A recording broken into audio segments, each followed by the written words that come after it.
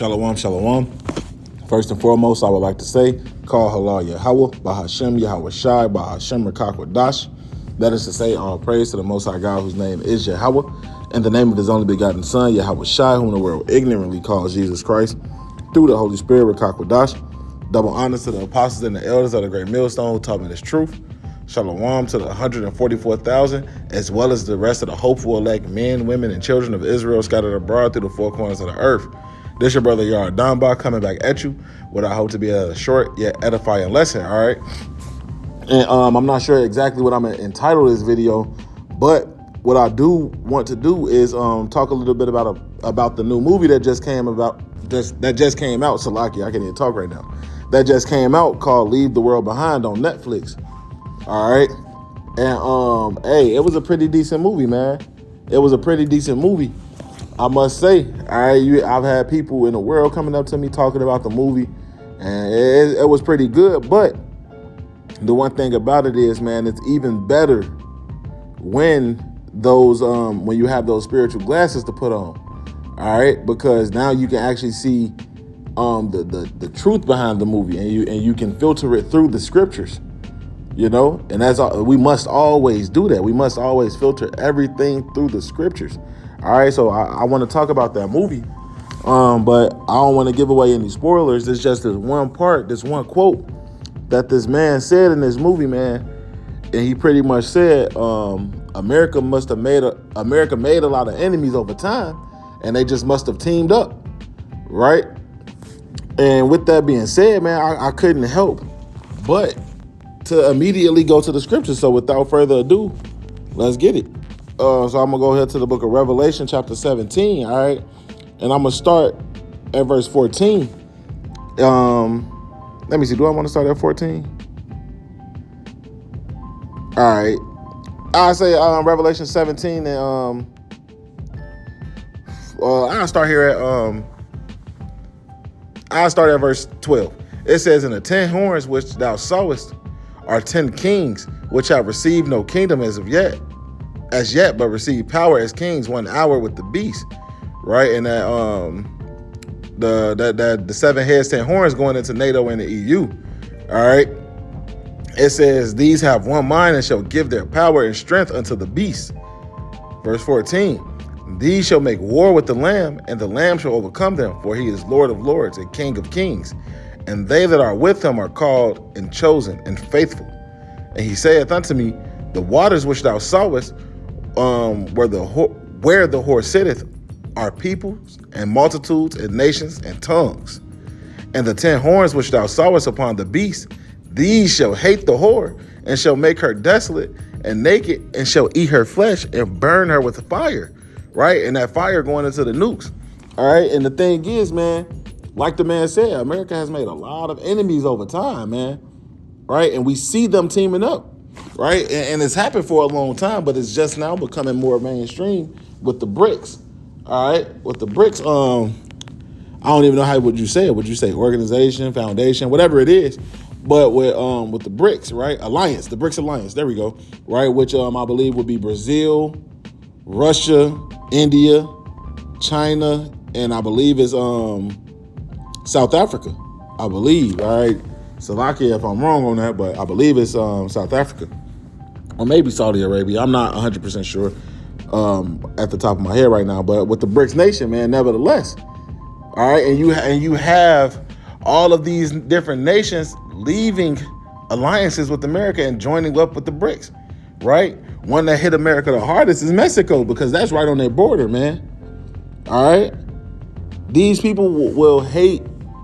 Okay, it says those will hate the whore, and the thing is, everyone is going to start hating America because they've all drunken of the wine of Babylon, right? They all drank of the philosophies, and in the end, it is of no avail to them, right? At the end of the day, they leave off in a worse situation.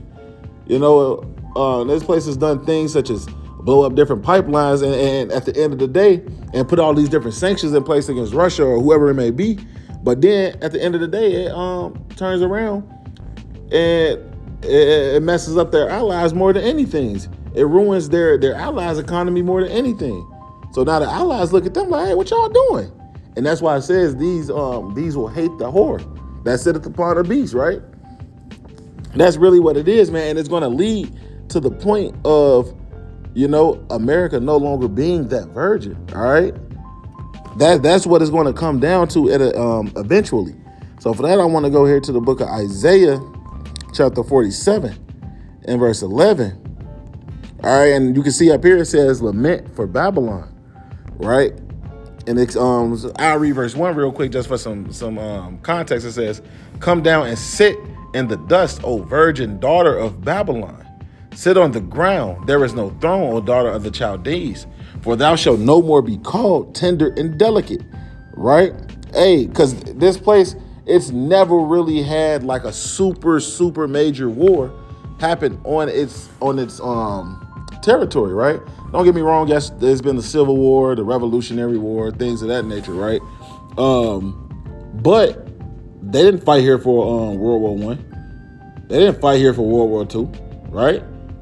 It's relatively untouched, man. All right. So I want to jump down here at verse 7. It says, and thou saidest, I shall be a lady forever, right? Thinking they're going to be untouched forever, or that their kingdom is going to continue forever. It says, so that thou didst not lay these things to thy heart, neither didst remember the latter end of it. Therefore, hear now this, thou art given to pleasures that dwell carelessly, that sayest in thy heart, I am, and none else beside me. And that's that pride of Esau Edom, man. I shall not sit as a widow, neither shall I know the loss of children. Right? They don't think anything can touch them, man. You always see different videos of, oh, no one can come to American soil and fight a war here. They have to go through the mountains. They have to get around the water. Yada, yada. They have to deal with the weather. All of these different things, man. But the thing is that none of those things have happened as of yet, because it all has to go according to prophecy. At the end of the day, the time is coming, but it's up to the Lord on when that time will actually come. All right. Verse 9, it says, but these two things shall come to thee in a moment, in one day. Right? So yes, it's going to happen, and it's going to happen quickly, man. Continuing on, the loss of children and widowhood. They shall come upon thee in their perfection, for the multitude of thy sorceries, and for the great abundance of thine enchantment. For thou hast trusted in thy wickedness. Thou hast said, none seeth me. Thy wisdom and thy knowledge, it hath perverted thee. And thou hast said in thy heart, I am, and none else beside me. Right? Again, man, they think that they're just going to get away with everything that they have done throughout history, man. And it's just not so. Not so. But again, it just happens to happen according to prophecy. And the way that it's played out, like the dude in the movie said, they've made a lot of enemies, man. And now they just starting to team up. So it's only a matter of time. All right. Verse 11, it says, therefore shall evil come upon thee. Thou shalt not know from whence it riseth. And mischief shall fall upon thee, and thou shalt not be able to put it off. And desolation shall come upon thee suddenly, which thou shalt not know. All right. So yeah, man, that's it, man. America won't be a virgin in that sense forever, man. The time is coming, but again, it has to happen according to, all right, the bounds that the Father set. All right, and I want to get this right here proven that yes, Edom is that virgin daughter of Babylon. All right, so I want to go here to Psalms 137. I'm gonna start at 7. It says, "Remember, O Lord, the children of Edom and the day of Jerusalem, who said, race it, even to the foundation thereof." Right, race it, saying like erase or to destroy it. Right, even to the foundation thereof. O daughter of Babylon, who art to be destroyed, happy shall he be that rewarded thee as thou hast served us. Happy shall he be that taketh and dashes thy little ones against the stones. Right? So, right here we have it where it's verse 7, it says the children of Edom, but then it goes on to call them the daughter of Babylon. Right? So we understand, man, that yes, these people are that virgin daughter of Babylon. They are that whore that the horns will end up hating at the end of the day, man. And they want to continue to deny it, but they put it in they predictive programming, right? They gotta tell you the way they see it. If they tell you, it's not wicked. That Hegelian dialect crap. you know? So they put it in these movies and hope it go right over your head. But hey, these things are prophesied to happen, and it will happen. None of these things shall come back void, man. So hey, you know, stay prayed up, stay faithful, stay on the lookout, man. Stay on your watchtower, men. All right, and let's continue to endure, man. Hey, our salvation is coming soon. And this devil knows it too. Esau know it too, man. Our salvation is coming soon, man. So that's all I had. With that, I want to say, call halal Yahweh, Bahashem, Yahweh Shai, Bahashem, Rakakwadash. Double honors to the apostles and the elders of the great millstone who taught me his truth. Shalom to the 144,000, as well as the rest of the hopeful elect men, women, and children of Israel, man. That scattered abroad through the four corners of the earth. Hey, Shalom and Kwame Sharala.